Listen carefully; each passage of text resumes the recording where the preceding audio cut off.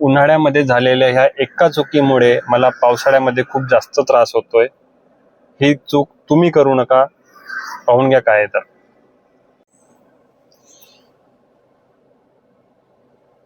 उन्हाळ्यामध्ये जी माझी सवय होती गाडी पार्क करताना विंडोज पूर्णपणे बंद करायची आणि रिसर्क्युलेशन बटन चालू ठेवायची.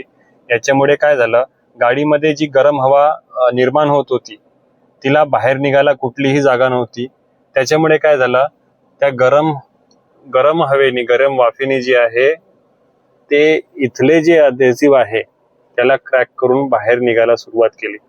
आता याच्यामुळे काय होतंय, हा प्रॉब्लेम मला उन्हाळ्यामध्ये जाणवला नाही, पण जेव्हा आता पावसाळा सुरू झाला आणि खूप जोरजोराचा जेव्हा पाणी येतो तेव्हा इथनं लिकेज प्रोड्यूस झाला आहे, ज्याच्यामुळे पाणी पूर्ण कॅबिनच्या आतमध्ये येते. गाडी तुम्ही जेव्हाही उन्हामध्ये पार्क कराल तर मेक शुअर तुमच्या गाडीचे विंडोज जे आहे ते ॲटलिस्ट सिंगल साइडर विंडो तरी 1 mm च्या जवळपास तरी ओपन असायला पाहिजे.